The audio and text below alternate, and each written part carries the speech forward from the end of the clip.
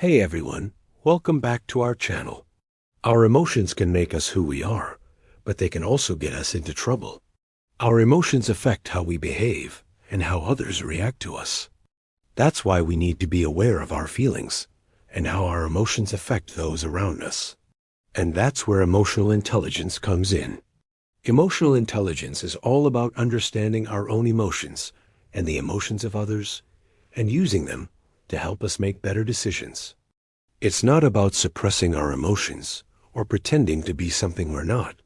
Rather, it's about being aware of our emotions and how they affect us and those around us so that we can use them to our advantage. When we understand our emotions, we're able to empathize with others and build better relationships. We're also better able to control our emotions and not let them control us. And when we have a good understanding of our emotions, we're more likely to stay calm and focused even when things are tough. Emotional intelligence is an important life skill that we can all benefit from.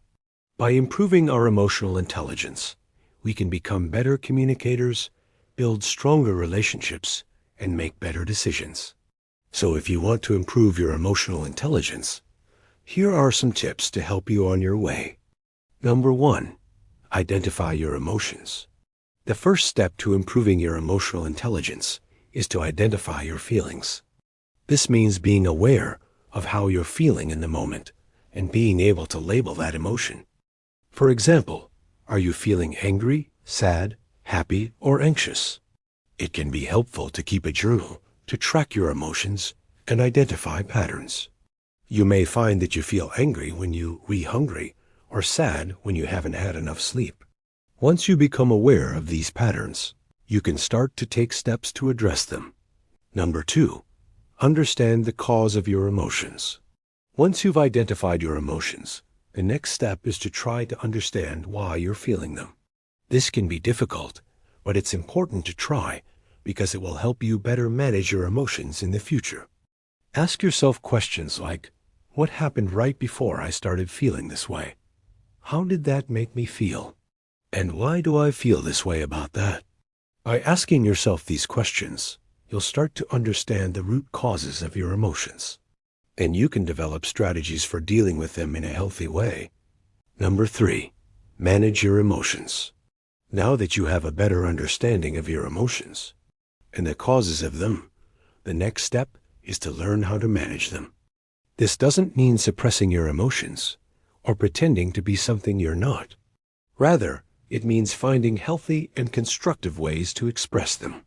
For example, instead of lashing out when you're angry, take some deep breaths and try to calm down before saying anything you might regret. Or instead of withdrawing socially when you're feeling depressed, reach out to a friend or family member for support. Learning to manage your emotions effectively will help you become more resilient in the face of adversity and better able to bounce back from setbacks. Additionally, it will help you build stronger relationships by showing others that you can be trusted to handle your emotions in a mature and responsible way. Number 4, build empathy. Empathy is the ability to understand and share in the feelings of others. It's an important part of emotional intelligence because it allows us to connect with others on a deeper level and build stronger relationships.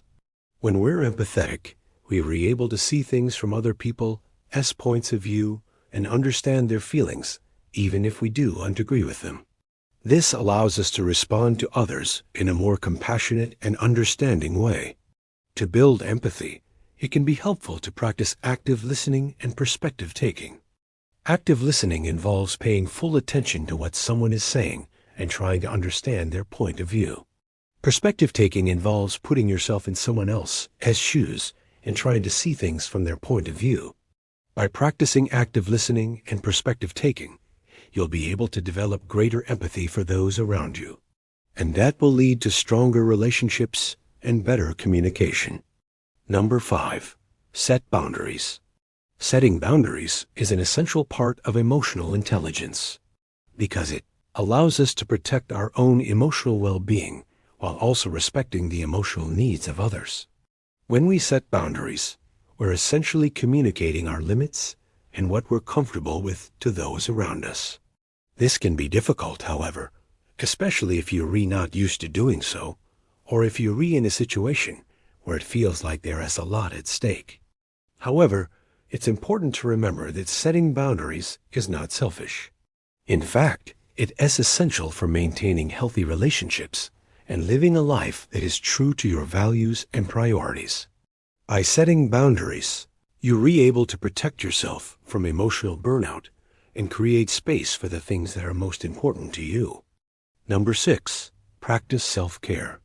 Self-care is an essential part of emotional intelligence because it allows us to take the time to attend to our own emotional needs. When we take care of ourselves, we're better able to manage our emotions, set boundaries, and empathize with others. Self-care can look different for everyone, but some examples include taking time to relax and distress, eating healthy foods, exercising regularly, and getting enough sleep. It's also important to make time for activities that bring us joy and help us relax, such as spending time in nature, reading, or connecting with loved ones. By prioritizing self-care, we're able to show up as our best selves for those around us and handle challenging situations more effectively. Number 7, be patient. Being patient is an essential part of emotional intelligence because it allows us to take a step back and consider the perspectives and feelings of others. When we're patient, we're better able to communicate effectively, resolve conflict peacefully, and build stronger relationships. Being patient with yourself is also important. Developing emotional intelligence is a process that takes time and effort.